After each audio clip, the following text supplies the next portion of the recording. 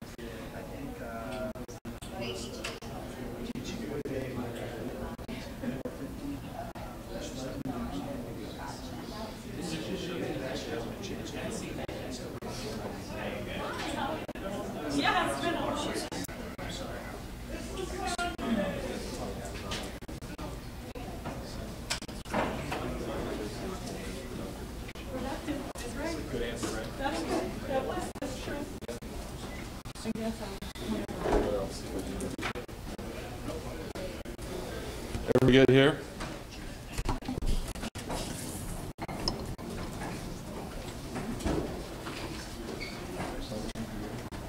We'll get things started here with Nebraska women's basketball coach Amy Williams. The Huskers open exhibition play against Nebraska Kearney on Saturday at 4 p.m. at Gulf Bank Arena. Questions for Coach Williams? I feel like the secret script. Now that I can actually comment on that, right? Yeah. We had a really competitive close scrimmage and just a unique opportunity this past Saturday to scrimmage against the very team that ended our season 1 year ago. So it was kind of a really fun matchup, a good test for our team. It was very competitive. We were able to play some scrimmage, but also work on situational basketball, which I think just really kind of exposed a lot of things that we need to get better at before Saturday's scrimmage with Kearney, but also before we tip off for real next week against Drake. Yeah, so we made a significant improvement there. So I think it was 20 or 21 that we got out rebounded by in the NCAA tournament. We closed that gap. We still got out rebounded by 3 rebounds, I think, in the scrimmage. But for us, that was a pretty significant close of the gap. But we like to be the best rebounding team on the floor, and we still weren't quite there yet. So we've got plenty that we can continue to work on.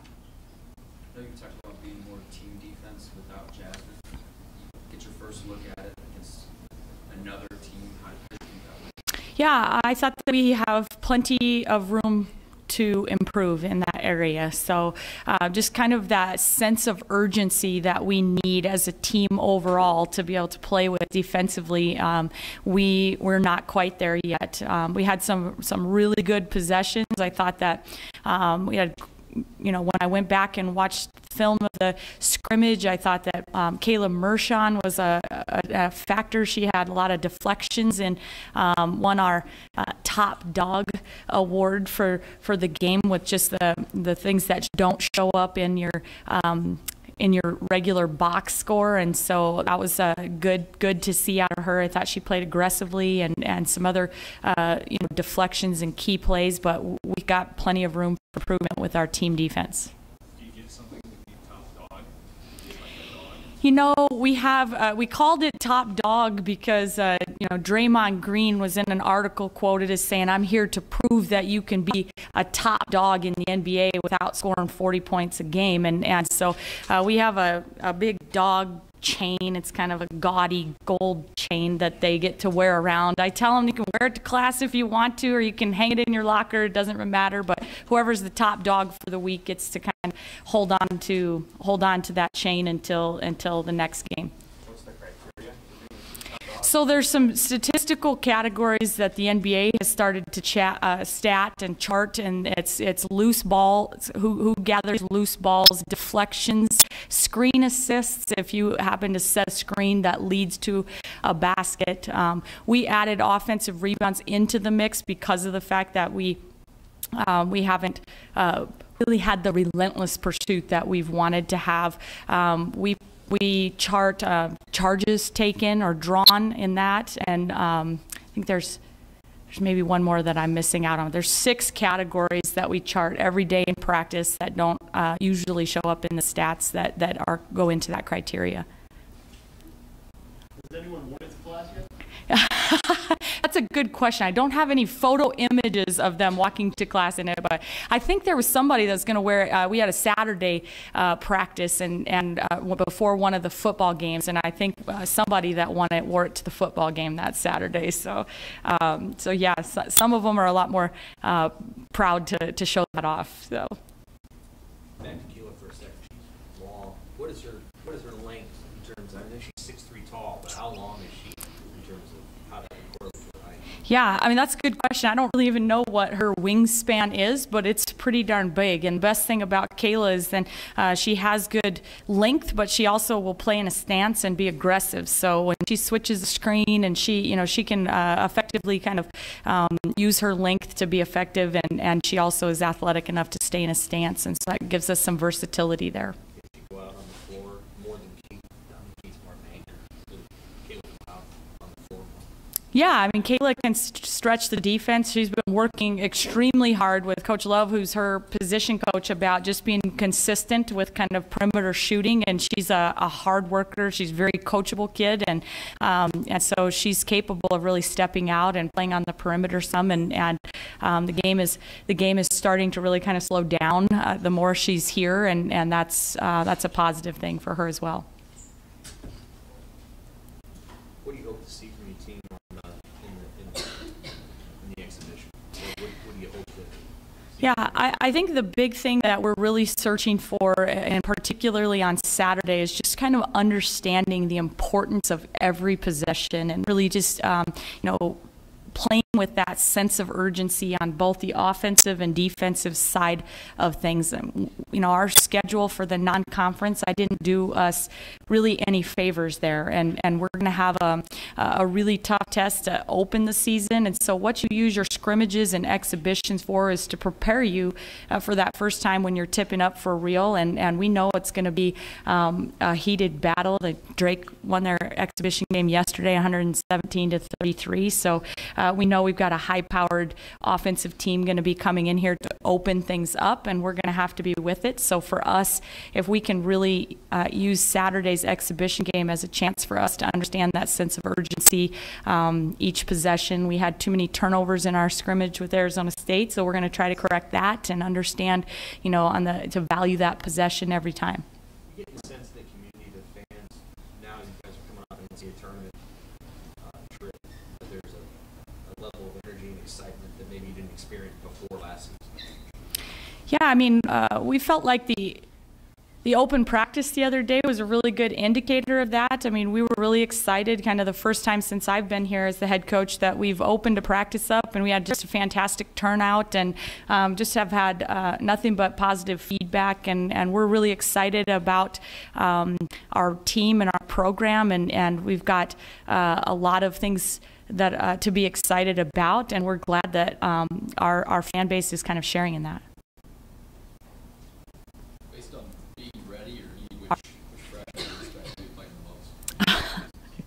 most? They all played really significant minutes for us in our scrimmage. We expect that to be the case. They're all finding ways to help and contribute and put the ball in the basket and bring something different to the table, and so we're excited. We had one freshman that led us in rebounding in our scrimmage. We had one freshman that led us in scoring in our scrimmage, and so they're all finding ways to be a factor. Amy, do you have an idea what the ceiling for this team might be? No, to be quite honest with you, we really haven't even thought that far.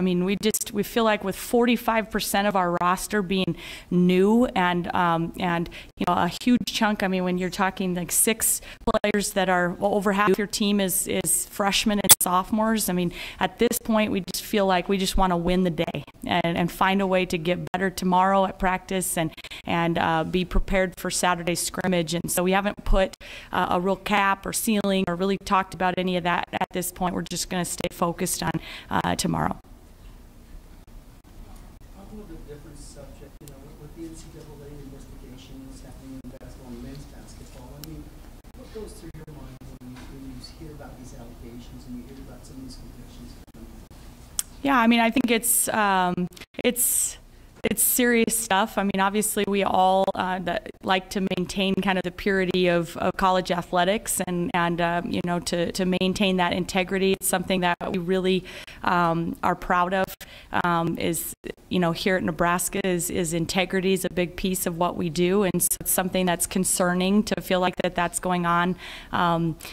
In the sport of basketball or anywhere in college athletics, and so we're just as concerned about it and keeping an eye on it, but something that we focus on just locking in on doing things the right way and continuing to do that the way we've always done it here at Nebraska, and that will be where we continue to keep our focus. Does it surprise you that depth of cheating, that depth of things that were going on?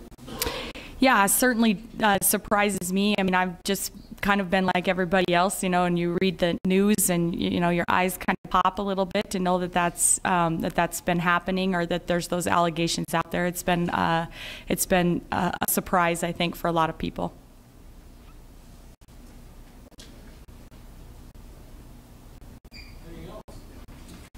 Okay, thanks.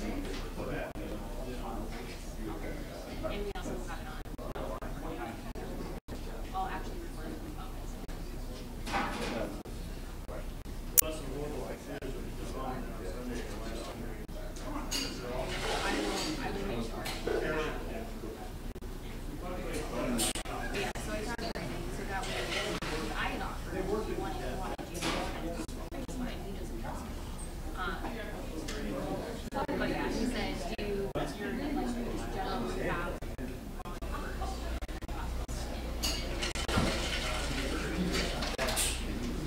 I knew when you were walking over here, you were going to ask me if you got those. I was like, got it right for you.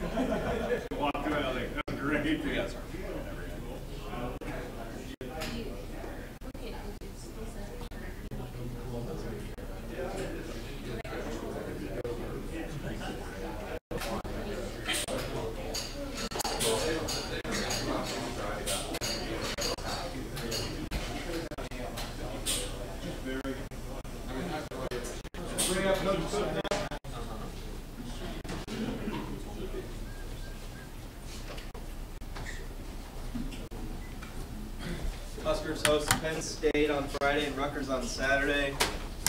Friday's match will be the 250th consecutive regular season sellout. So we'll be honoring that.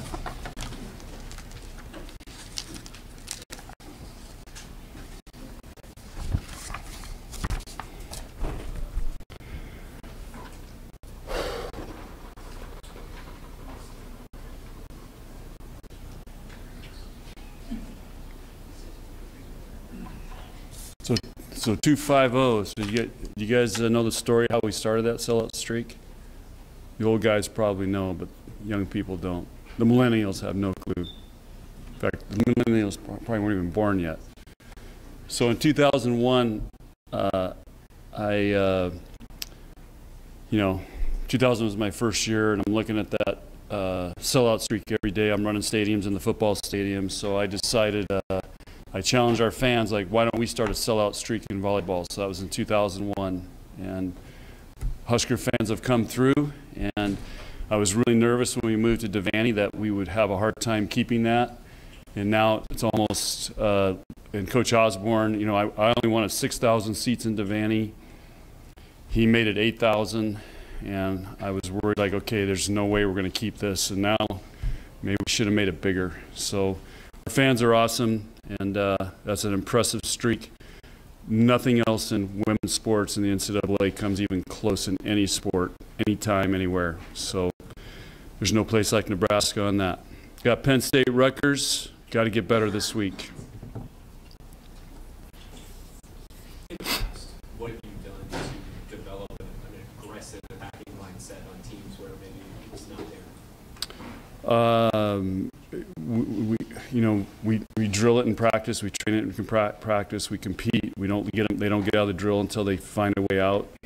But the problem has been the last pretty much 3 weeks with our schedule. We've had very few training days where we could train hard because I've just been trying to maintain them and keep them fresh for matches. And after I watched the video against Illinois, I mean, it was a great match. Illinois played great, but they're coming off 3 home matches, and we're coming off 4 road matches in 10 days. So I think there was a little fatigue with us, and that's the fluke of the Big Ten schedule. There's a lot of advantages and disadvantages depending on what schedule you have, and so it's been really hard to train. We'll get a chance to train some this week and work on that.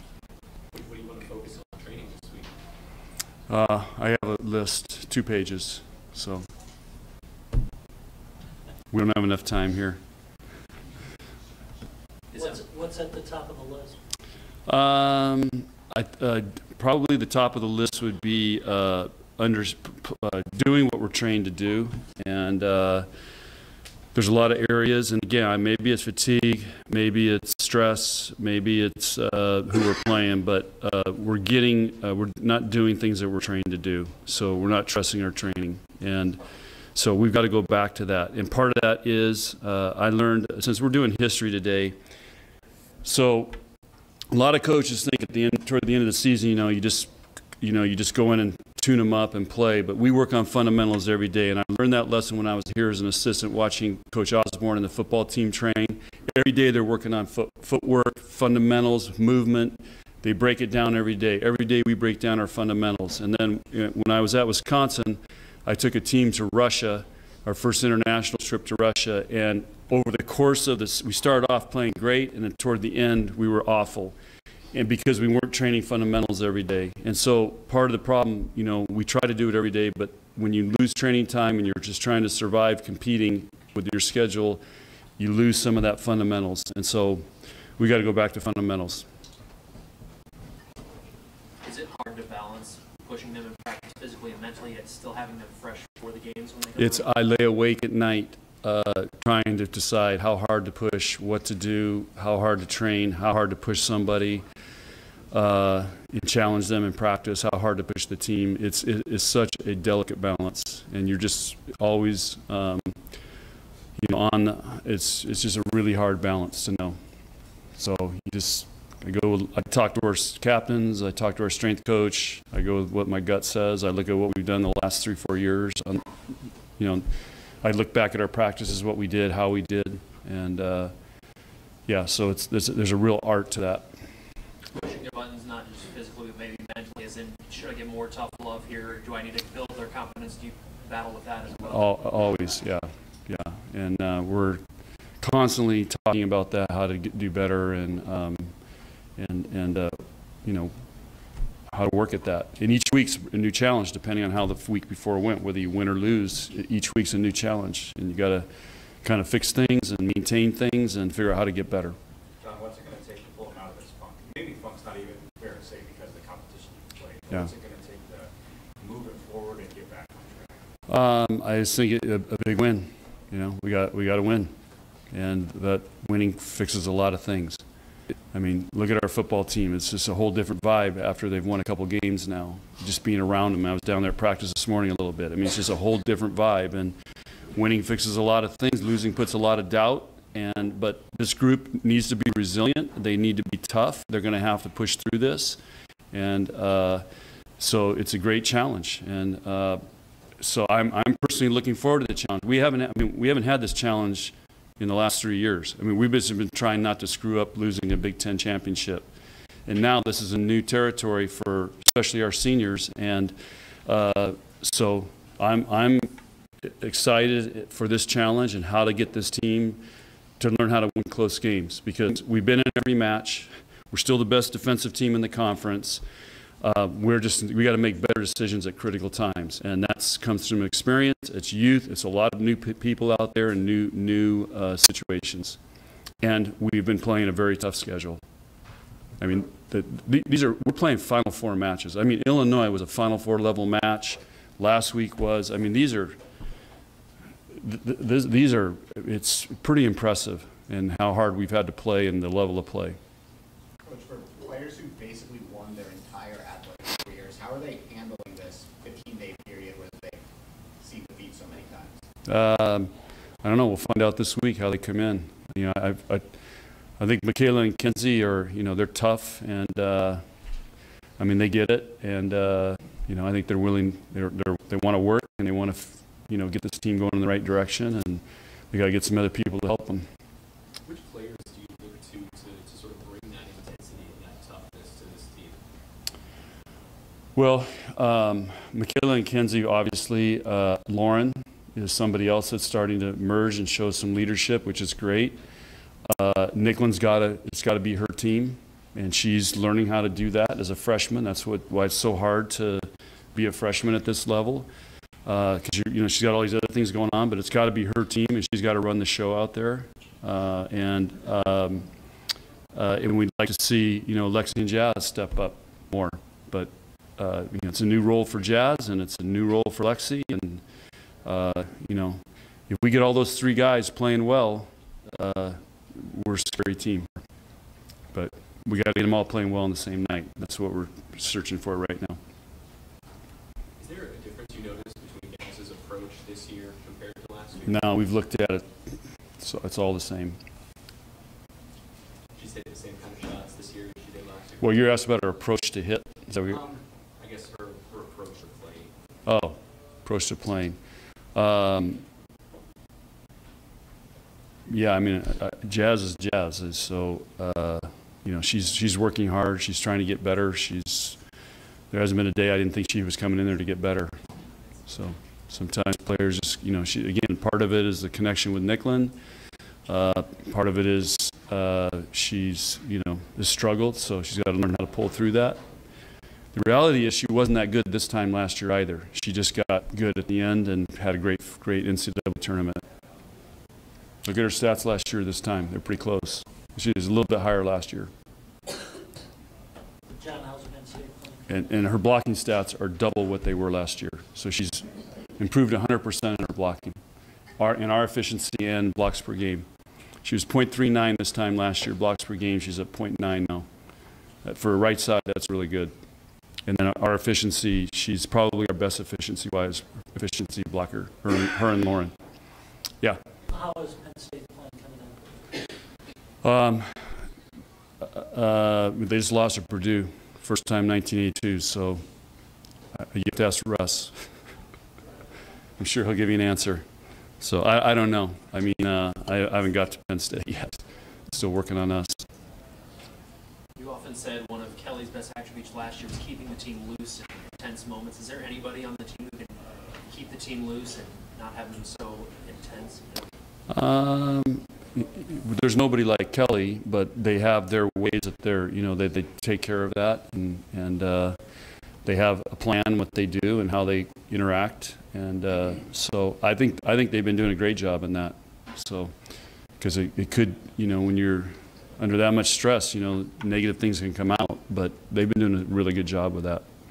It's just we got to find a way to win some big points, and if you look at the Illinois match, we have 2 balls right on the back line. We get a bad call, a replay call on a huge point that we earn. We're right there. We make a big comeback game 4. We serve in the net and make 2 hitting errors. I mean, it's just those are the kind of things that you're not going to be good teams doing that. You've got to learn how to take it from them, and we're not at that point mindset-wise. Now, can we get there? Heck yeah. Anything else? All right, thanks, guys. Remember, I was a history major at the University of San Diego, honor student. You guys get history lessons. We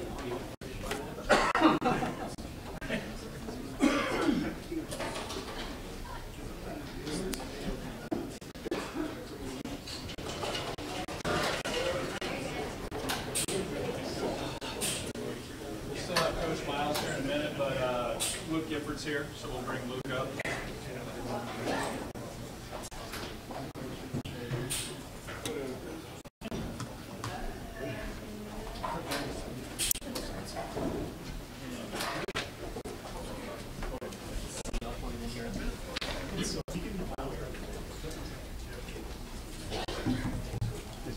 How's it going? All right. Questions for Luke?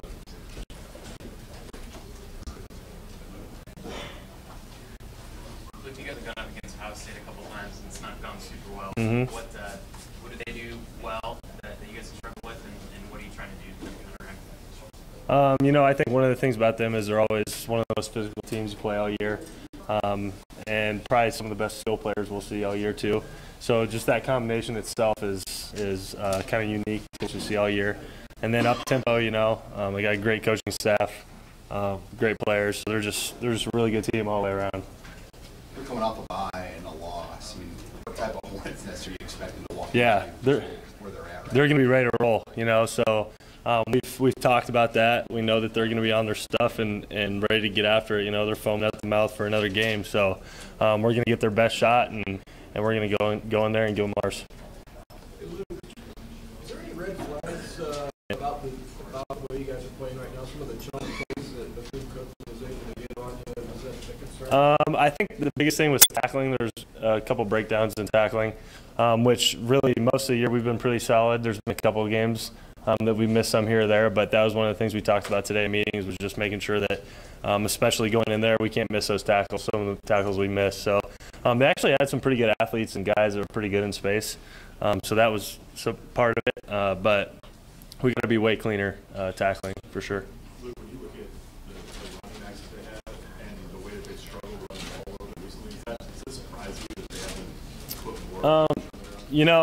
They are really good backs. They're not, they're the same guys from last year, and I remember last year they were really good. So and ran the ball really well. So to me, it doesn't mean much that they've struggled.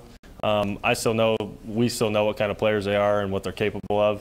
So we know that we got to be tight in everything that we do. No scheme errors, anything like that we got to tackle. So yeah, to us it really doesn't mean much. We know what they can do. You prepared for two quarterbacks? We haven't really talked about it too much yet. Pretty early. We'll probably talk about that more tonight in our afternoon meeting. When you go back and look at last year's game, was that a low point for a lot of guys to lose like that at home, the way it played out again? Yeah, for sure. And I think that's probably one of the games that the coaching staff has watched, this new coaching staff, and said that the effort and all those kinds of things wasn't quite there in the second half, and when it started steamrolling on us, and so yeah, that's one of those games that I think everyone's kind of looked back at and seen everything that we need to change, and really kind of showed where the program was at last year, I think. So yeah, we want to go up there and give them a good shot, and we're ready for it. We're confident. We're excited. So yeah, it'll be a good test for sure. Do you feel recharged at all, refreshed at all?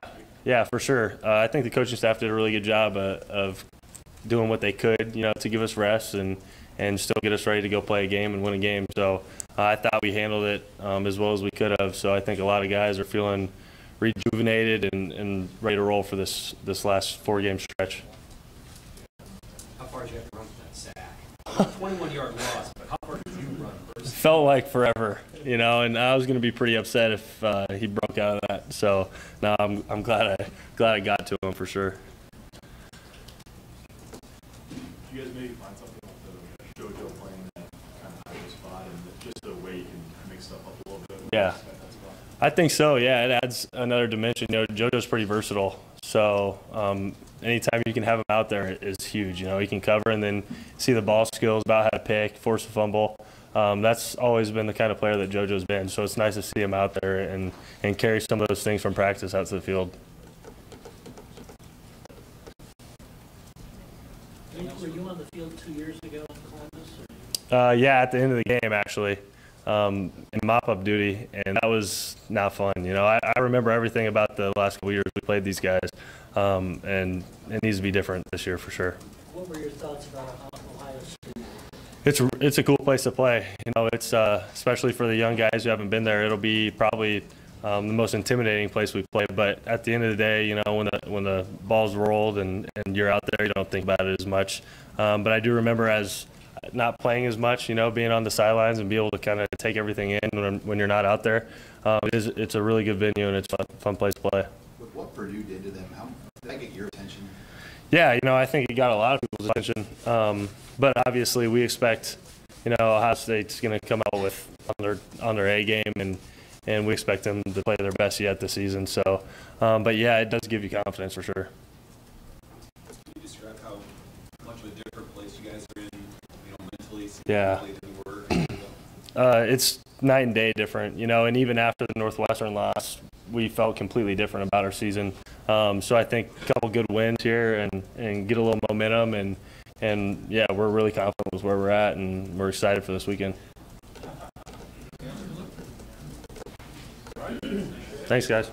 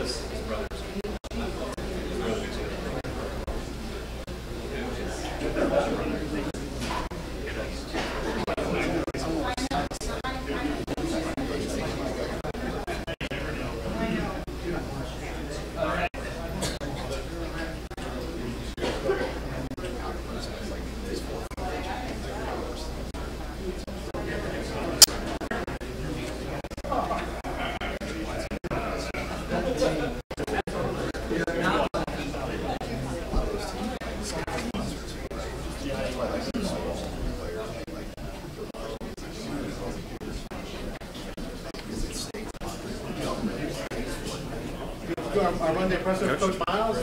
Huskers will have the next game Thursday night against Wayne State, 7 o'clock. Next week, Tuesday.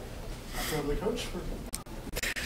Well, it's basketball season for us, so that's an exciting time. Game week is always really, this is when coaches get a little bit paranoid. So if things are a little wacky today, go ahead and ask your questions now. You got the test and close scrimmage against Iowa State, against an actual opponent. You got the first quasi debut in front of a few thousand fans.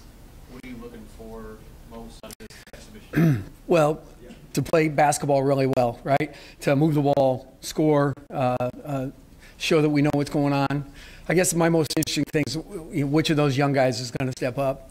You know, Thomas Allen looks like right now he's going to be the 5th starter. You know, so where's Nana? Where's Amir Harris? Where's Brady Hyman? Tanner Borhart? Where do those guys all fit in? Is Nana ready to take that next jump? He's going to get his chance to. Yeah, I hope so. What have you seen? I mean, where has he progressed the most as far as just what he struggled with last year? Well, last year we just had more depth, but he's taken a step forward just in knowing what's going on, defending better, rebounding better, you know, kind of recognizing what the team needs, and then helping us, trying to be a star in that role, you know. So if we know we need some rebounding, he's athletic enough to go rebound and go make plays on the glass. And he's shown some progress that way, some real progress. What ways could James go to another level? Obviously, playing at a really high level. But you got how can he get even better? He needs to shoot it better. You know, he's only 31% from the three-point line last year. He's worked hard to shoot it better. I think he's identified why he misses shots, why he makes shots. You know, there's enough data, so to speak, that he sees himself out of balance or landing on one foot or whatever it might be and recognizes that's always a short miss. Well, yeah, you know, there's a reason for that. So I think just his understanding, too, of being applying what, you know, what happens in a game, right, to your practice and then being game ready. When you're only a part-time player, you don't really get those opportunities. So if you're playing 12 or 13 minutes a game, you're not going to have enough reps to really know, hey, you feel like you need to get better of everything. And so I think last year was a good year for him to really reflect back on his game and what he can do. He's also, I think, done a better job being more vocal with the guys.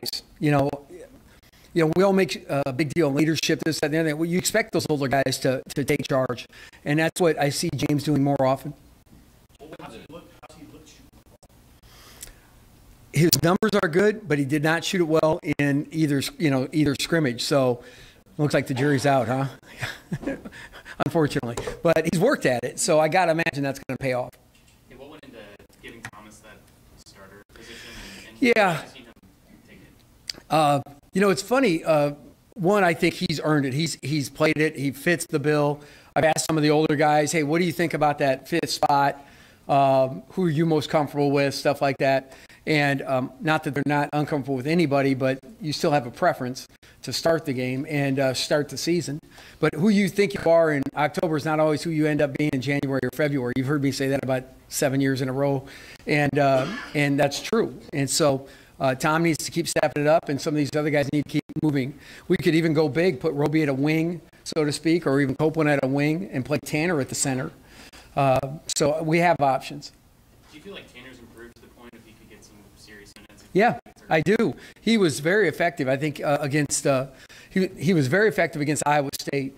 And there's another guy, again, that knows how to be a star in his role. You hear that, you think, what's that mean? Well, I mean, you need to screen well, so hit that guy, right? Get us some separation, and then get your butt right to the front of the rim. If they throw it to you, catch it and put it in. It's not overly complicated. But not every, like Brady, for instance, right now, he'll see traffic and he'll slow up. So in that split second that Glenn's class might be looking for that, Brady's not where he should be, but Tanner is. So it's just showing Brady those, hey, it works for Tanner, it's going to work for you. Here's why it works for Tanner, why it doesn't work for you. So some of that's just teaching, and, basketball, like anything, is a game of inches. Like if you're just not in your spot by a few inches, those details are what help you or hurt you. How important is it to kind of, get things under control late tonight, just to give those young guys some opportunities? You just never know. I would love to do it. I just saw a couple of local guys do it. But South Carolina loses to Augusta State. You just don't know. We'll get out there. A guy told me years ago, worked for Majerus, who worked for Rick Majerus, who said, I think it was Coach Majerus had it, that every night in college basketball is like you're a NASCAR mechanic. You're just trying to get that car that's supposed to be like every other car, just a little better than the rest of them. And you got to figure it out. And that always kind of stuck with me. And I know very little about mechanics. I know where the hood is. So that's about it. So I think that's an interesting one. Isaiah's obviously been dealing with some injuries in the last month or so. Does he seem healthy enough to you to be full go? Or Yep, he's full go. He's full go. He's not perfect, but he's full go. And those I know there's nobody in this room that had that problem, but those really good athletes, they know their body better than anybody. I don't think I'm wrong here as I spy the room. Maybe the beard. It's him or Monson kind of challenge Glenn in the offseason to be more aggressive offensively. Have you seen Glenn respond to that? How is he kind of benefited from it? I'll be very surprised if we don't see Glenn have a very good year. Even when his shot struggled a little bit against Iowa State, he had 8 or 9 assists and 4 steals or 5 steals. I really think Glenn is completely cool with who he is and what he brings to the table, and he's about us. So that's been well documented, and it's just the proof's in the pudding. He's the one dude that's been through the EKG with me, and so I really look for a big year out of Glenn Watson. Was that, as a coaching staff, was that kind of a goal to try to get those two linked up? No, that was more organic. I thought Gates was the best available guy in college basketball. We were able to hire him. There happened to be 2 guys from Chicago that are point guards, and his high energy and is great for Glenn. And it's been a good change. If there had to be a change in staff, it's probably the best one that I've seen happen so far. Is that I think Glenn's really responded well to Armand. How interested are you in how your team will respond just to a game on Thursday with fans? Yeah, they were a little hopped up the other night. I thought we practiced well, and then when we took them back down and came back out, the way they were playing right away, I was just happy we made 3 shots and only missed 19 or whatever it was. So I think we need that, definitely need that. Last year, if you think of it, we had that charity game, then we had a scrimmage, and then we had another exhibition game. I don't know who Northwoods out of Michigan. And so, this time of year, you kind of felt like, let's just get going, let's just play. And now I'm like, well, let's get through this exhibition. Last year, Isaac seemed like he kind of just took what was given to him and didn't force it. But with this efficiency, you maybe want him to kind of look to be more. Yeah. I think Isaac Copeland is playing better than I've ever seen him play. He's a guy that really excites me. If there's a guy that, people may go, whoa, I think it's Cope. He looks more athletic, more confident. Again, there's a guy, I think you look at that here, he considered every option. I can graduate, I can go play pro, I can grad transfer and go anywhere. This is where I want to be, and so now he's perfectly comfortable where he's at, who he is, not worried about anything, and you see it in his play. And that's where those distractions, his parents were great, supported us, supported him, and he was in, he wanted to see what was going on. But at the same time, college basketball is really cool. And it's fun to be a part of it. I think he's going to have a big year too. I'm excited about him. Remember, he was a 5-star kid. Like, I get these NBA guys to come in and watch him. And I'm like, they're like, I've been watching him so long. I say, you better watch him because he's better than he was. I mean, and I get it. He's 20, whatever, and so some guys don't like that. But at the same time, I think he's playing well. I'm excited about his season. Coach Mouse? Coach, what's your take on what's happening in college basketball? I thought I was going to get out of here without this one. I was ready to click the mic off and go. Honestly, it's very distressing. It's sad. It's upsetting to me to see the layers of things that have gone on illegally, so to speak. Obviously illegally. Now that the court has ruled, it's just disappointing. I think that in the long run it will be good, but I think that the NCAA is going to have to come in and I think really set a standard. And this isn't about amateurism as much as it's about just let's do the right thing. And you look at the layers of all this, runners and agents and financial guys, and this isn't well beyond just a shoe company saying these 6 schools are going to be our schools, let's take care of them. It's everything. And so it's just sad, that when you look at your industry, why doesn't that team ever go away? Well, there's a reason, obviously, right? And so hopefully it gets cleared up, and specifically about any of our schools right next to us, that's their business, not mine. I don't know. We don't operate that way. So it's just it's just sad, and but I think again, I'm looking at like anything. It's a contraction, to expand and flourish even better. I hope. Thanks.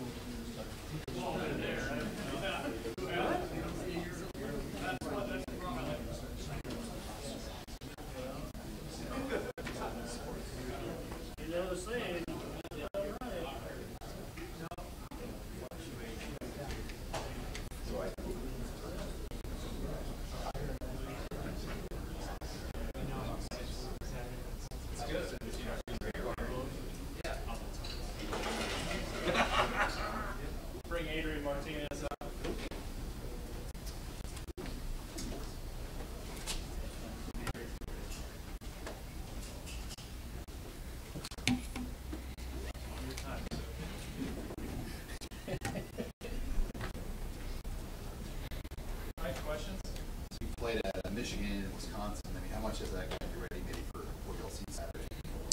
Yeah, you know, we played in some pretty tough environments already, and I took an official visit to Ohio State, so I've been to Columbus before. I feel prepared to handle that environment.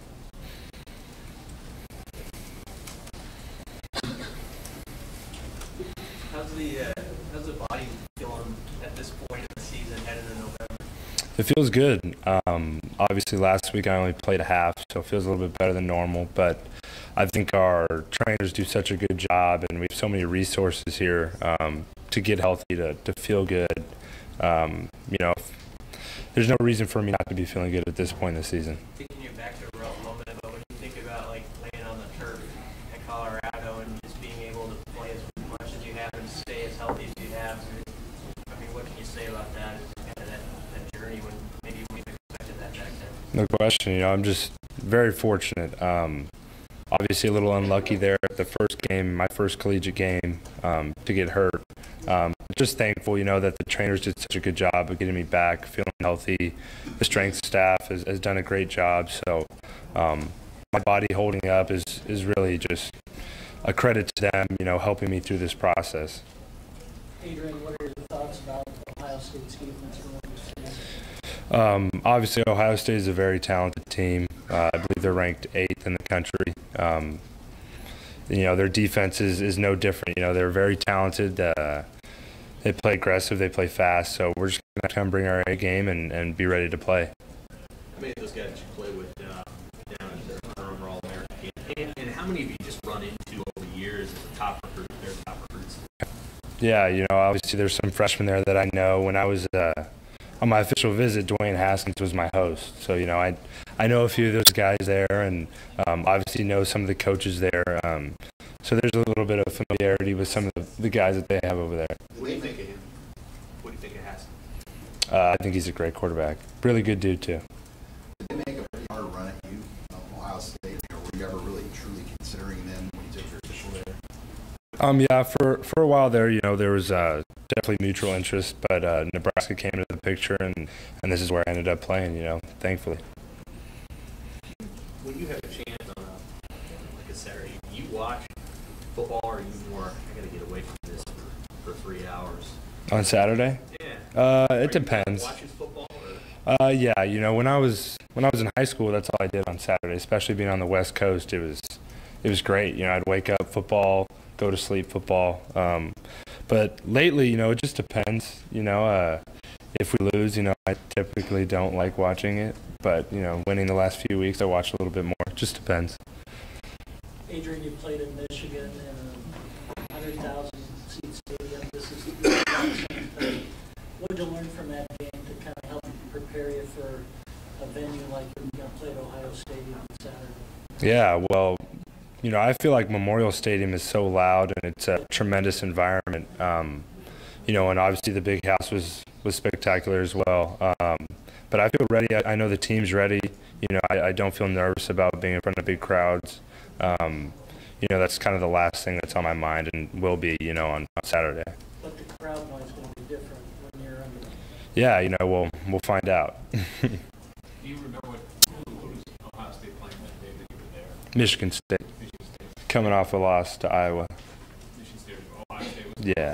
So just being in that environment, seeing it firsthand, I gotta believe that somewhat of a fan, even knowing what game day is like in Columbus already. Yeah, I would say a little bit. It was a morning game too. Ohio State's a great environment, so they're going to be ready to go. Their fans are going to be pumped up.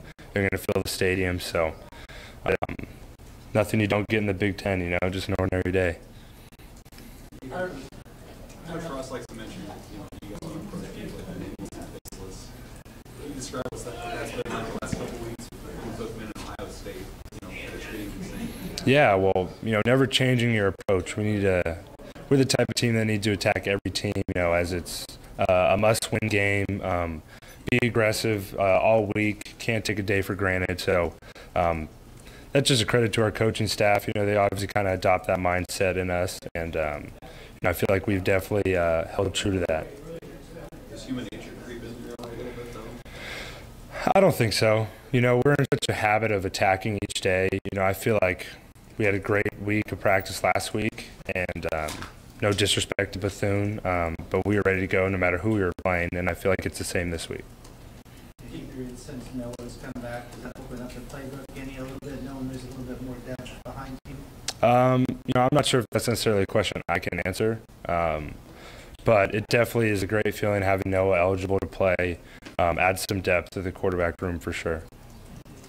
Adrian, did you have to look at how Purdue attacked Ohio State's defense and why they had so much success? Yeah, we've definitely looked at film from the Purdue game as well as several other games, but that's definitely part of the breakdown for us.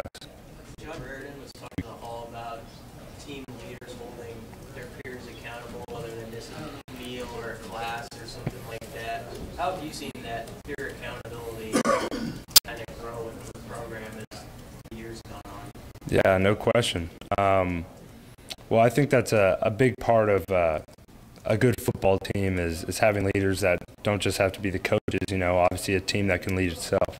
And we've done a better and better job of just staying accountable and not wanting to let each other down and being on what we call the accountability list. But yeah, like he was saying, you know, we've done a lot better job as the season's progressed, and fewer and fewer people are ending up on that list.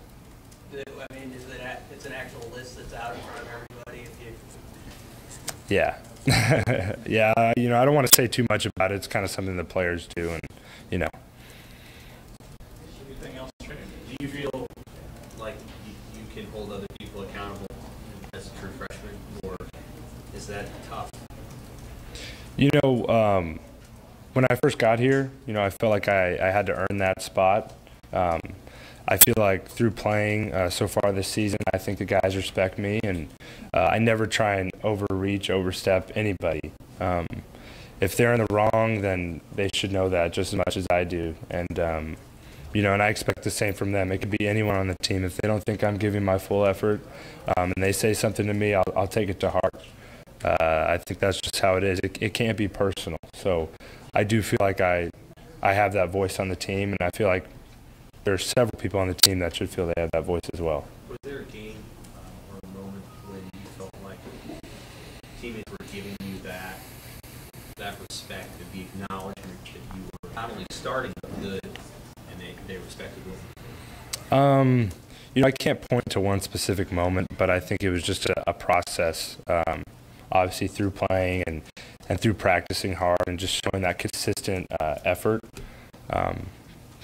That's kind of what led to that, I guess you could say. Adrian, I know you weren't around before this, but the last 2 years, Nebraska had not fared well against Ohio State. And you touched on it at this point. Is this one of these games, as you relatively the sense from your guys, that you truly believe deep Saturday? No question. I believe in our team, I believe in my teammates, and I know we believe in each other. There's no question in all of our minds that we can compete with Ohio State and beat Ohio State. That's our goal. I think if you go into a game thinking you can't win, then you're already lost. Anything else? Okay. Thanks, Adrian. Thank you.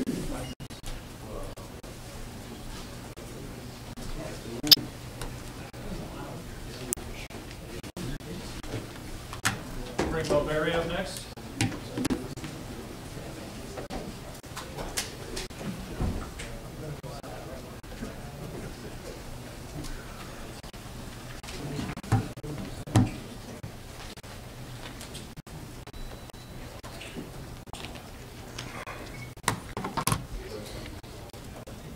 Questions?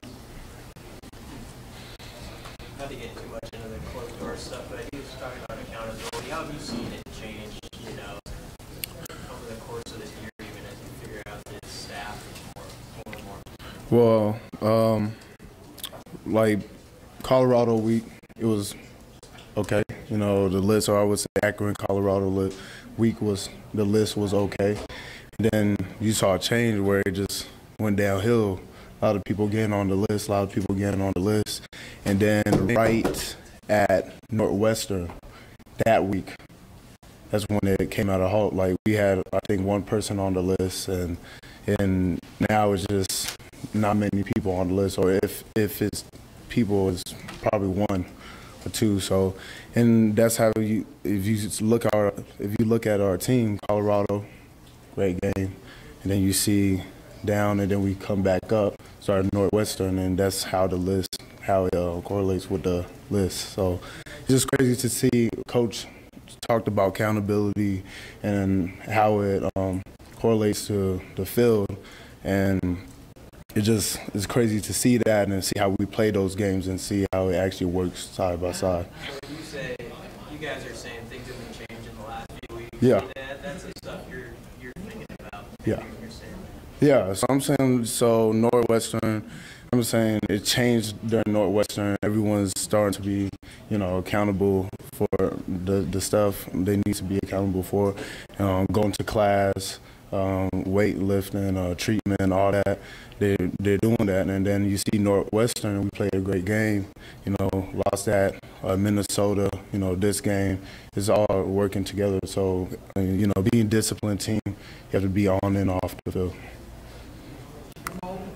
Is there any level of concern with you guys based off of the food cooking, and they were able to put a couple big plays up on you, about 5.5 yards of play against the starters? Going to Ohio State, is there any level of concern? No. I would say even with myself, it was a good performance. But I think assignment-wise, or even like for a lot of the players, maybe the motivation to be disciplined at every single snap, like it's your last, like you're playing an opponent that if you do mess up, is going 60. So I think that's what we was missing that game, and that's why those plays happen. So I think that if you would be crazy if you think Ohio State, if you mess up on a play, won't put 60, go 60 yards for a touchdown. So it's going to be different in focus when we talk about how we focus for this team. Well, how would you describe Ohio State's offense the last 2 seasons? Just the challenge that they present, seeing that you've seen the challenge they present. Oh yeah, a lot of motions, a lot of 4 strong looks, 4 verticals. They like to stretch the field, RPOs, put in isolating their best player on your player, saying, okay, my player could beat your player. Finding ways to put linebackers and binds. Ever since I played them, that's the biggest thing they want to do. Even the curl flat player, do I take the wheel, do I come off on Dobson or something? Play that flat, and do I play high or low? Those players could do stuff with a lot of space. So that's stuff they like to do. Of course, they were more, they have quarterback run games, but, it's tapered off now since the quarterback they have at the helm.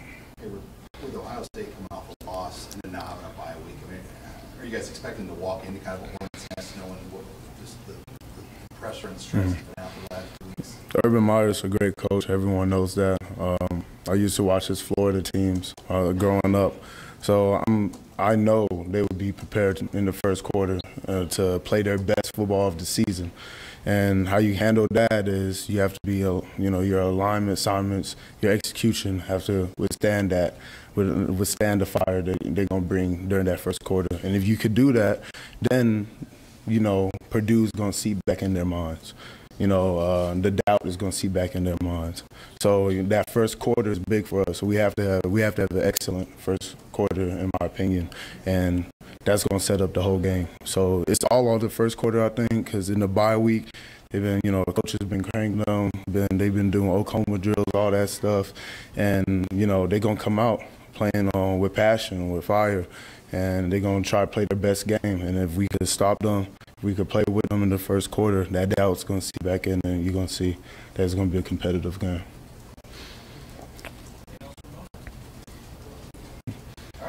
Thank you.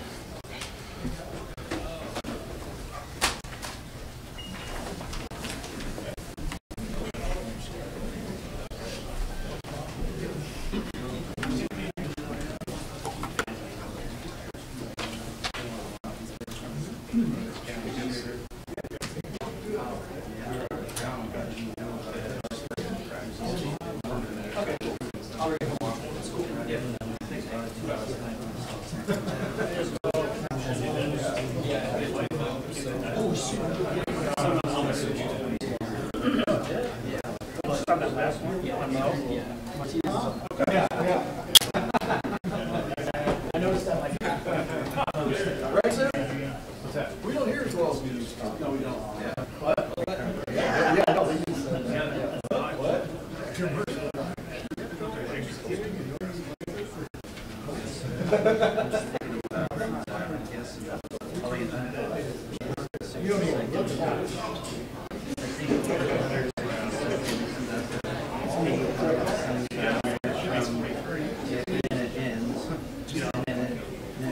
When you come out of average, you kind of go around that.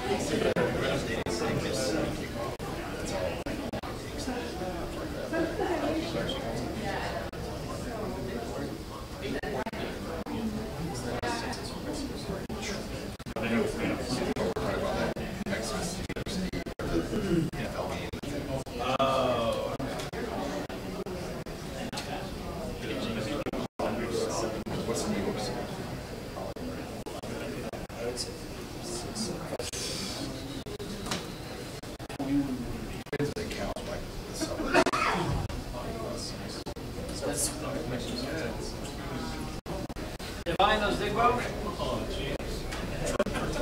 Best in the world.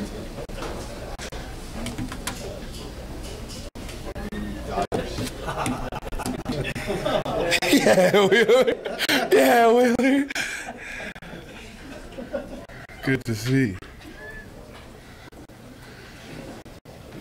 Red Sox fan all your life? Oh yeah, I was born in Boston, so I was on all my teams. What'd you think of the game last night? I didn't really get to watch much of it. I don't really have cable, and like I was kind of busy doing other stuff, but I was just keeping up on Twitter. It was good because we had the lead and just kind of kept it. So comfortable way to win it. What's the challenge this week, just running the ball against Ohio State, knowing the level of athlete they have on their defense? Oh yeah, we know we're gonna have to be real physical and we're gonna have to be real disciplined, and especially with the O-line. I think they have the biggest challenge going up against Ohio State's D-line because that they're gonna be a pretty good one and stuff like that. So, just being able to trust those guys and being able to hit the holes hard when they're there, and just making sure we capitalize on all opportunities. What do you remember about that game last year? Was it kind of a rock bottom, like for a lot of guys to lose a game like that in Memorial Stadium? Oh yeah, it definitely wasn't a good feeling, and it wasn't something people try to hold on to. It's one of those things that once it passed, you just kind of let it go. But during the game, I just kind of remember people just trying to play football. That was my goal: just continue to play, just go out there and make as many plays as you can, make an impact, no matter how the score's going. I think you're at 710 yards. That was out there. Is that something you thought about ever? Or, is that a milestone to a running back to hit that? It's definitely a milestone, but it's definitely something that you only think about after. Like during the game, it's not really a pressing concern. And then after people update you, okay, that's cool. Like, all right, let's go get it. But it's not something you ever focus on during. It's kind of just like a nice little icing on the cake. So you got to get the cake to enjoy the icing. So. How are you feeling physically? 8 straight weeks, the way through the season? I feel good, honestly. I feel really good right now. So I'm blessed to be this way right now. Just kind of hoping to last the rest of the 4 games and hopefully be on. You talk about sort of making progress since the Michigan game or this year, but how much do 2 wins make a difference, just mentally or psychologically you're going forward? I think they do. I think they do a lot. Winning this game is never easy. You know, you have to go out there and get every win you get, every win you earn. So just going out there and winning it, especially the way we have so far, it just kind of shows like all the work that we've put into this is finally paying off, and we can see what we can be once, you know, we have this thing rolling from start to finish. So these wins, I definitely think they're big indicators of what's gonna, how this place is gonna look like in the future and how we can do right now. Hey, having that running back rotation go from 3 to 2, how much does that help you and Maurice? Just kind of feel more getting into a rhythm during the game at times. Yeah, definitely. That was something that was, you know, it kind of turned into a pretty big positive. Just kind of having, being able to get a feel for the game is such a big thing, especially at back, because you can go in there and get 1 carry and you just don't really know how it is. Even this last game, it kind of took me a little to get going until like that last play, the first drive. But yeah, just being able to get a little more plays, being able to get a stronger feel of the game is definitely big. He's a young guy, but do you pick up anything from Maurice Washington, the way he runs? Yeah, Maurice always seems to, it's like, there could be like 3 guys come in and he'll find like the weak point, you know, just seems to stick his foot in the ground and be able to like knife it a little bit, just maybe some place you wouldn't even think he saw or something. And I feel like that's something I would love to be able to do a little bit better, just be able to like run, be in a group of people and keep them with myself to be able to right there, make like stick a foot in the ground and get there. So I think he's definitely he definitely has good awareness of what's going on around him when he's running. You ever try to do a spin move? Me? It's never on purpose. Most of the time, if I ever spin, it's like a reaction. I feel like Maurice can set it up, and I feel like that's all one thing. Like he can, like as he's running, he can make all these frantic moves, but I feel like he always has a plan. Is this a measuring stick game you just to see how far you guys have come? Oh yeah, because I would honestly say Ohio State's a great team, and we want to be a great team, so we have to, you know, we have to be able to play with the best and play with great teams and be able to beat these great teams if we want to, you know, hold that position, hold that status. So I definitely want to see how we're gonna go out there and compare. I definitely think we're gonna match up well, and we have a good shot to do this thing. Hey, Mo was talking about how you guys have an accountability list and how the names have been shrinking as the season's kind of gone on. Have you seen that kind of parallel with the success on the field there? Yeah, actually, like I had honestly, at first I wasn't sold on like the list and like the correlation, but it seems to be proven right. Like the smaller the list gets, those are better weeks, and it's been getting smaller gradually over time. So I definitely think it's improving. Was that a coach initiated thing or player initiated thing? It was a little bit of both. It was like kind of like started by the coaches, but then the players and the captains took over, and we're gonna make you know, we decided the punishments, we decided you know, what the strikes were gonna be like. So it kind of like set us up for it, but we kind of ran with it. Ryan, you guys are such a young team. Having played in Ohio Stadium before, what do you tell the guys of what to expect Saturday? You know, just a lot of people, just a great atmosphere. It's one of the few places that I've played where I'm like, all right, this is kind of similar to Memorial Stadium. I still say to this day the worst place I think to play is here though, but it's definitely gonna be loud. It's definitely gonna be a lot of people there. But honestly, if you get in the groove and get your mind right, you block it all out. Sort of consistently through the season, but I feel like you have more of an offensive identity wherever that might be now compared to a month ago or 6 weeks ago. Yeah, I definitely think the amount of yards that we do put up has kind of defined us. Like we're a team that's going to be able to get ours. We just got to make sure we finish as a unit. But we're definitely going to be able to move the ball on. We expect anybody, so defenses and teams are going to have to be aware and worried about that.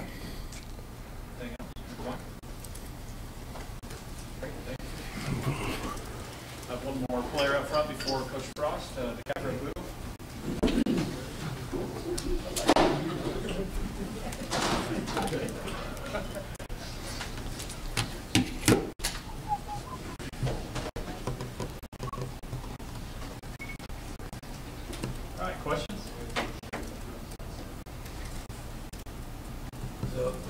State last year, the game where you played safety, if I remember right? Yes.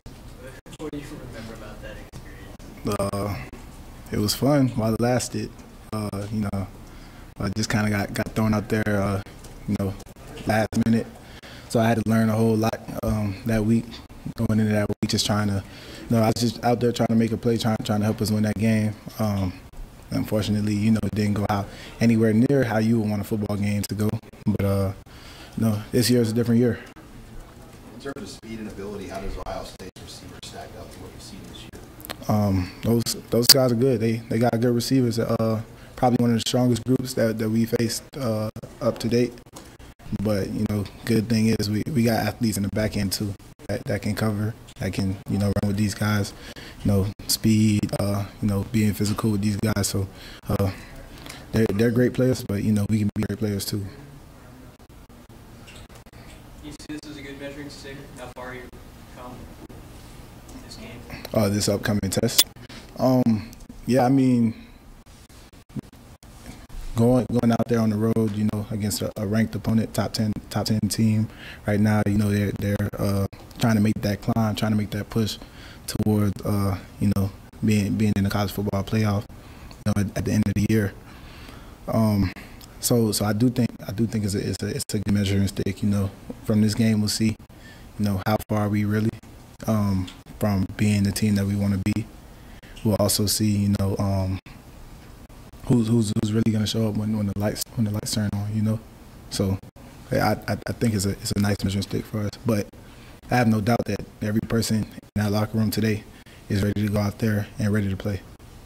Barry talked about how big a deal he thinks the first quarter is going to be in this game in particular, because they're coming off a loss. They're obviously going to come out with some hunger. You kind of feel that way too. You got to, you know, meet them right off the bat. Oh yeah, definitely. We got to set the tone early. We got to try to make something happen early.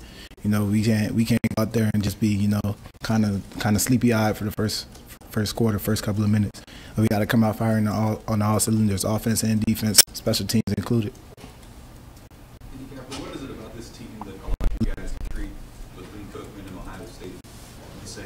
You know, probably not every team could do that. What allows you guys to have that? About our team? Yeah, to focus, you know, to treat other teams the same. Oh yeah, I mean, it's just our mindset. No matter who we play against, no matter who we're prepping for, you know, we got a job to do. You know, regardless, we could be playing the Canton Greats. You know, we still got to go out there and execute our job, execute our assignment. So, regardless of the name on the team, you know, it's a nameless, faceless opponent. We just got to go out there and get it. Have you seen Braxton Clark kind of grow as a young guy? Braxton has matured a lot over the past couple of weeks. You know, when he first came in, I could see hunger in his eyes, and you know, with a lot of young guys, you know, that's what you see when they first come in. You see the hunger in their eyes, and you know, a lot of times, you know, it's not bad to be hungry, but a lot of times, you know, that can blind you a little bit from what's really going on in college football, and understanding that, you know, you have to do this and this before you can actually be in a position to set yourself up to, you know, start playing some good football. You know, a lot of guys come straight out of high school and, you know, they're ready to play. And he was one of those guys. He's ready to play. He came straight out of high school ready to play. And, you know, I applaud him for that. But over the past few weeks, he's really matured. You know, understanding the game plan. Just you know, really being dialed in at practice. You know, he's starting to pick up his practice habits, starting to run to the ball more. You know, and he's just been maturing in front of all of us. Needless to say, you know, he's an outstanding athlete. Freakish length. You know, he can run. You know, he's a ball hawk. He finds the ball when it's in the air. So you know, that's my little brother. You know, well, little big brother. But you know, Braxton is going to be great in the future. You said that every player in the locker room feels like they know he could win this week. Could you have said that in the run-up to playing these guys last year? You saying, like, could I compare? Do you have more confidence? Do you think that this team has more confidence going into this game than you had confidence going to play Ohio State last year? Yeah, we coming off of, you know, two quality wins, 2 wins that we needed for our team. You know, yeah, I feel like if there was a time that we need to play this team, it's right now. You know, we're riding a wave and we're trying to keep it going, trying to keep trending in the right direction. And you know, everybody's just fired up for this game. I don't see anybody that's out there looking tired. I don't see anybody out there, you know, taking long blinks. You know, trying to get it together. Everybody's firing. Everybody's going out there and working hard. The starting defense only gave up 3 points, but Bethune-Cookman was able to get some chunk plays on you guys. Is there any amount of concern about that as you go into a team like Ohio State? No, they got a couple chunk plays, you know, off of mental errors. You know, just you know, us not completely executing how we were supposed to. But you know, at the end of every one of those chunk plays, you know, there was an effort guy always running behind the ball and, you know, making the stop and getting us back into position where we can stall the drive again. So you know, I would say those plays, you know, we went over a lot of those plays this morning and we talked about them as a defense. You know, they were simple mental things and they're not anything that we can't get fixed. So it's not really too alarming. We just have to be mindful that, you know, this week with the you know, preparation that we have to take, we have to be ready to go out there and execute when we see shifts, motions, you know, all that type of stuff from opposing offenses. Your experience having a game like that, even if it's where you force 3 turnovers, is that the sort of thing? Is that contagious? Yeah, definitely. It's you know, just keep rolling, keep going. You know, always trying to get the ball some more. You know, we had three this past week. Now we need to get 4 this week. And that's just our mindset right now. Anything else? Okay, thanks. Thank you.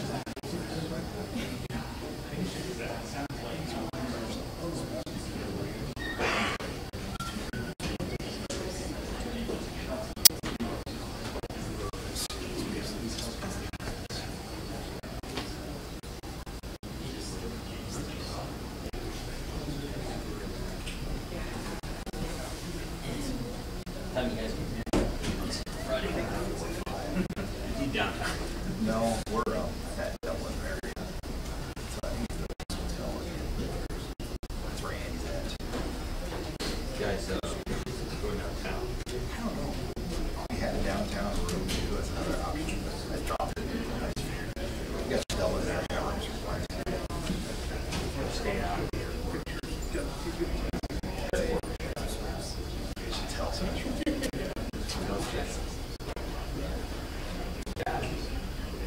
That first year we went out there, we ate at that burger place. It's like, it's like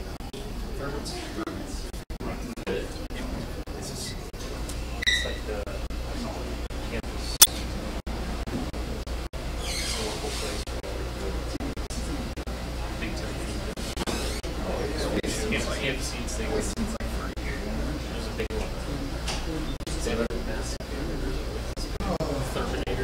There's a bar next door that's basically just there. Now that. There's a wait there. It's either wait in the lobby and just stand there or you have beer. I think we waited probably an hour.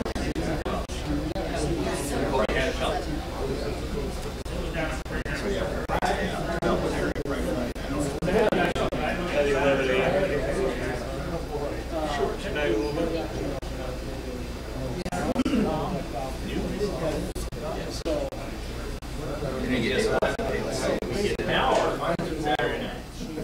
It's always the best when it's on the road.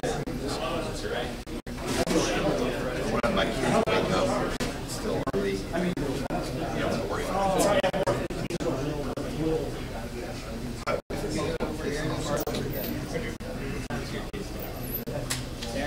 Anytime between 6 and 7, 6:30.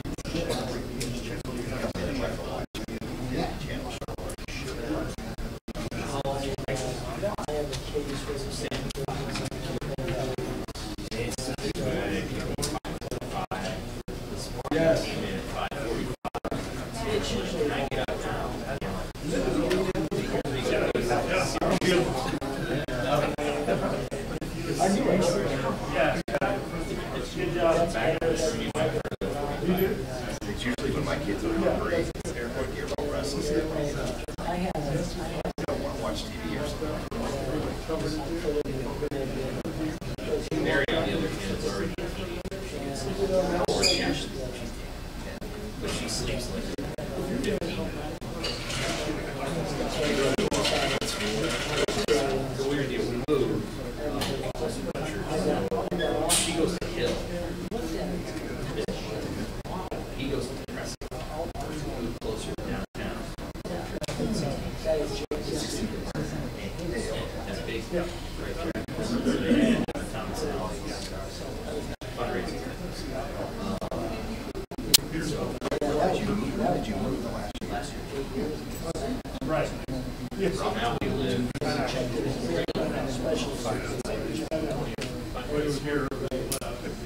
It's probably very sad that stuff. I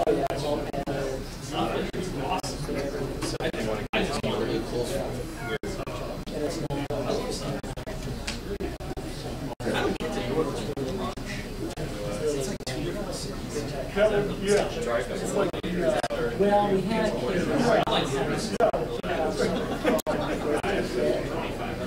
My wife really pioneers who were like Nebraska area. It was interesting. That part is cool. Really, the school that we attend. They moved the farmers market there. Like the one that used to because the gym is so nuts. It's like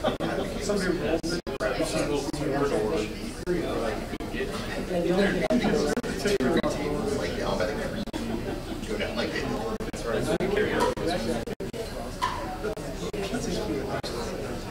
That doesn't get there.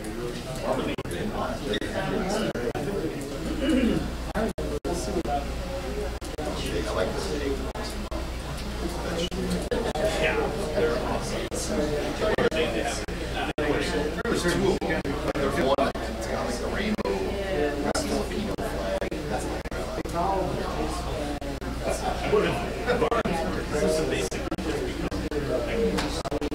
they're great.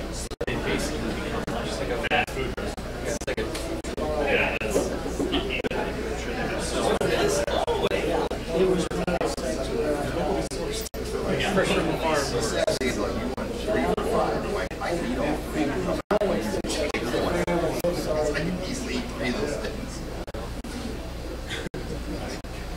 Darren, you up too? We have our own guy.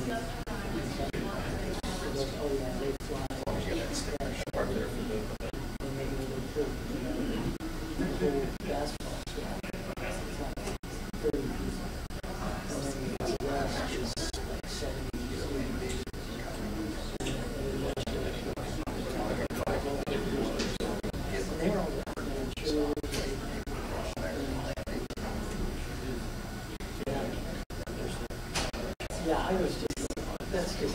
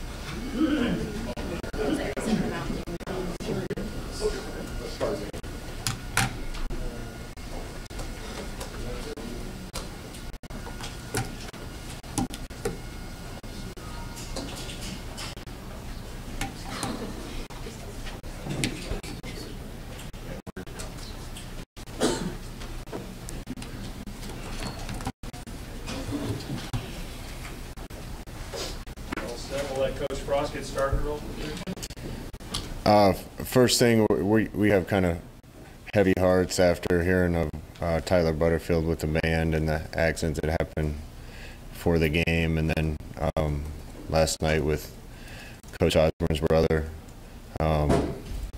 Never want to see anybody go before their time, and our hearts and thoughts and prayers are with both of those families.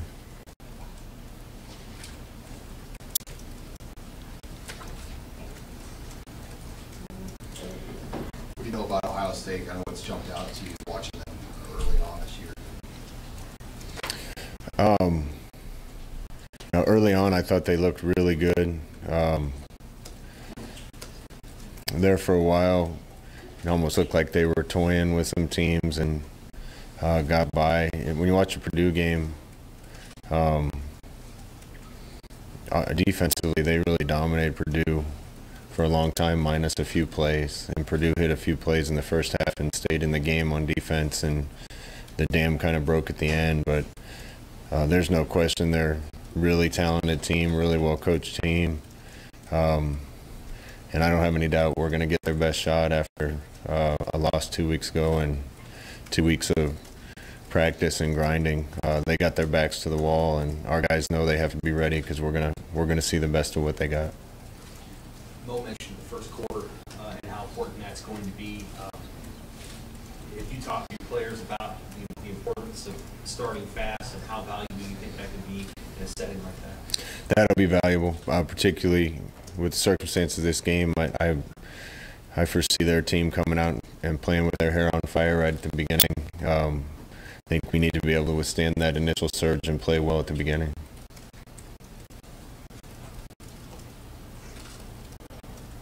How do you feel about your defense? You had, 3 turnovers, and your starters allowed only 3 points against Bethune, but Bethune was able to gouge you guys on a few plays. Just kind of where are you with where the defense is and how they kind of stack up going into a game like this? We're growing, just like I've said all year.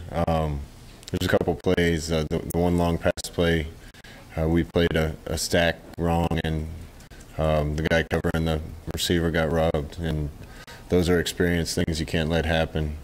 But we've given up too many big plays. It was good to see the turnovers, guys starting to make plays on balls. But this is all a process. There's growth. I think our defense has continued to get better. We're playing an elite team on Saturday. We played several teams that are really good, and for sure one elite team already this year, and we weren't ready for that challenge earlier in the year. So I hope our team's a lot more prepared and a lot more confident going into this. As a player and a coach, you were part of programs that managed to separate themselves from other teams. So Nebraska, when you were a player, and then you kind of watched that and were part of it at Oregon. What was it about Nebraska and Oregon that helped them separate from the pack? How is that maybe similar to what Ohio State's done under Meyer since he got there? I don't want to comment much on Ohio State, but you start to get used to doing the things that make you a winner. Winning becomes a habit. The expectations are that you're going to win, and when you have a team like that, you always seem to find ways to get it done. I've seen it happen on a lot of teams I've been on, that when you go in not just believing you're going to win, but knowing you're going to win, you find ways. And any team, I don't care how good you are, you're going to have a few close games every year. And if you're not an elite team, you're going to have a bunch of close games. And finding a way to win those games usually comes down to little details and confidence that you can get it done. Having been in those situations before and being able to deal with the pressure is a big part of it. And we're learning to do that now. There'll be a time in the near future where our guys expect to win those games and make the plays that we need to win the majority of games we're in that are close. Is there, when you're a part of a program like that, could you sense the opponent knowing or having a psychological advantage over them because they knew that you knew that you were going to eventually win that game? Did you sense it? Yeah, I mean, when I was a player here, there were several teams that we beat double-digit number of times in a row. And anytime you go into a game like that, even if you play well and got a chance, in the back of your mind somewhere, you're thinking, when is it going to happen? When is this going to happen that they take over and win again? I've been on the right side of that a lot, and sometimes it just happens because of everybody's mentality, and good teams get there, and we're building it to try to get to that point. A few players said they've seen better off-field discipline in recent weeks translate to better on-field discipline. Have you seen that too, kind of off the field, just improvement on the accountability and all that? It's gotten a lot better. Yeah, newsflash, when guys are doing things the right way, we win more games. The guys, they get it now, and we're not asking anybody to do anything crazy. We're asking them to be where they're supposed to be and be on time and do the right things. And what's crazy is when you're doing that, football gets more fun, life gets more fun. Cutting corners and finding ways around things and not being reliable isn't a good way to be successful on the field or off. And those habits have to be learned either when you're young or when you're in college or when you're an adult. And as a team, that's probably where I've seen the most growth, is guys are starting to understand that when they have a responsibility, they need to live up to it and be where they're supposed to be. What have you seen out of Braxton Clark? I think he had a decent day Saturday, just as a young player and having this decent ball. Yeah, Braxton's a guy I think has a ton of talent and a huge upside for us in the defensive backfield. we thought with him it might take a year for him to get there. He's come along at least as fast as we thought he would. So we got high hopes for him going forward the rest of this year and definitely for next year. Playing at Wisconsin and Michigan, how will that get a guy like Adrian ready for maybe what he'll see Saturday? Well, he's played in some tough environments. There's a lot of pressure on a Nebraska quarterback. I've lived that. Playing in those loud stadiums against really good teams. He's already gotten a chance to do that. He's going to get another chance Saturday. We're playing in a great place to play college football in a loud stadium against a really good team. So, the beating he took in Michigan, I hope it never gets worse than that for him in his career. And I think he's going to be prepared for it. And on top of that, he's going to be a lot healthier than he was going into that one. So I think he'll be ready, and I think the whole team will be ready. How did he hold up during that Michigan game? What did you see from him during the course of that game, the first half? I saw a fighter. He was trying. We just didn't execute around him very well, and a quarterback, and it takes a lot of the hits when other people miss assignments, and we need to be better around him. We've gotten better around him, and that's helped him to improve his play. As well as he's been playing, a lot of the credit for that goes to better play up front, receivers, running backs, all up in their game. And again, the quarterback looks great when everybody around him plays well, and he's the one that usually takes the blame even when other people around him aren't playing well. So as Adrian goes, our offense will go, and it'll be that way for a while around here. How have you guys, what kind of progress do you think you've made in some of those quick passes that's a staple in your offense, whether it's the back or the receiver? How have your receivers and Adrian and the blocking improved over the course of the season? Yeah, I think that's an area we have gotten better. Our perimeter game needs to be better, and I think the blocking has improved. Still not where we want it to be, but we need to be able to get the ball on the perimeter and get yards, and that's gotten better. I think what's really improved is Adrian's ability to fit balls in tight windows. Some of the throws he's made lately in the red zone and even out in the field, getting rid of the ball quick and knifing it into guys, that makes you just more efficient. And when you're playing a really good team, the windows are going to be small, and you got to be able to get the ball out on time and into the perfect spot. And early in the year, guys kind of had to be really open for him. Now he's starting to see things and anticipate them, and the ball's getting on top of receivers on time and in smaller windows. You talked about liking the approach since at least after the Purdue game. Where do you see winning games? Where does that show up with the guys the most over a week of preparation? It's crazy. If you'd come out to practice the last 5 weeks, probably, I don't know if you'd see a difference between having won the week before or not. And I think that speaks to the character of the guys we got, that they're coming back and going to work. There's no pouting after a loss. There's no patting themselves on the back after a win. They just come back, enjoy being around each other, and go to work. And we started this week off really well, too. Just a general recruiting question. I think you got 19 now. How do you like just how the timetables work, about how that class has come together, where you stand right now? Yeah, we're right on track. We're going to sign a bunch of guys. I don't know the exact number yet, but if we sign as many as we possibly can with the initials we have, I still don't know if we'll get to 85 scholarships next year. In fact, I don't know if we can get real close to it. So we're on the hunt. I like where we are right now. I like a bunch of the other guys that we're in the game with and have a really good shot at. And the coaches have been doing a good job balancing their time of working with the team and working their butts off in recruiting to help add to the talent we have here. Do you have a good guess, or did you get a sense from the first year with the early signing day of like what percentage is still going to be out there, you think, after that? You never know.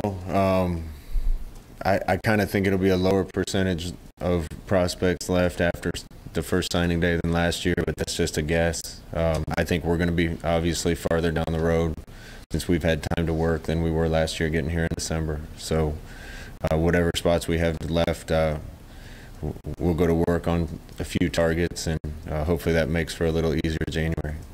Scott, Matt Jarzinka gave quite a testimony to the walk-on program here at Nebraska after the game on Saturday. What are your thoughts about a guy like that from A-man football to come play here and finally get his moment on Saturday? It's great to see him make that play. There's a bunch of guys that got out there and got to make plays, but that was kind of the highlight play. He comes to work every day, busts his tail to get better and make his team better. When a high percentage of our team is kids that care as much as him, we'll really be somewhere. And you get that from walk-ons that are from the state of Nebraska that grew up watching this and love it and care about it. It just means more to them, and it's awesome to see some of those guys get rewarded. Hey, Coach, when you're thinking about guys who made a red shirt in those 4 games, and do you say to yourself, okay, we want to play these 4 in a row, or do you look at the matchups to try and get guys in positions to succeed? How do you guys as a staff go about it? Say, we want to give this guy 4 games, these are the 4 we want to play. It's kind of been on an individual basis. There's some that we wanted to get in Saturday at the end of the game, and there was a few that we held to use the last 4 games. So it's kind of on a case-by-case basis, and we're trying to do what's best for each individual player and their future and how that relates to our team and what we need. But there'll be quite a few guys that I think will have expanded roles in the last 4 games. That's going to help our depth on special team as we get a little beat up down the stretch, and should add to our depth on both sides a little bit. Do you feel like the running back evolved into kind of a Divine Maurice Washington duo? How do you like that picture? Is that, do you feel like it might have went that way anyway or not? To be honest with you, I'm glad it went that way, because those 2 guys, given their chance, have really shined, and that's made us a better football team. So I'm not sure if it had been a heavier position group with another guy or 2 in the mix as much as those 2, if those 2 would have developed the same way that they have. But those 2 are really good 1-2 punch right now, and I think it's benefited our team that it worked out the way it did. What sort of progress have you seen Washington make in the last 4 or 5 weeks? Big time progress. Now he needs a year in the weight room. I think he's really happy when he gets over 180. When he's 205, 210 next year, as quick as he is, he's going to be really good. And I know Zach can't wait to get a hold of him and get that work done. But he's just got a different level of speed. He's tough to tackle. He can make guys miss in the hole, and he's really turned into, as he's learned our offense, really turned into a threat for us in the passing game that we can use with matchups on people. So he's gotten a ton better this year. We could see the potential in him right away when he got here. He's gotten a lot better, and I think the sky's the limit for him. Yeah, to follow up on the red shirts, DeAndre Thomas has played just the 4 games. Is he someone you're looking to keep that 4 and use a red shirt because of the injury he had? Yeah, we're going to try. He could be out there playing right now. We'd have a club on his hand, and we don't want to put him out there if we can help it without him being at his best. So he kind of sat down with us and the defensive coaches and decided he'd prefer to save that year.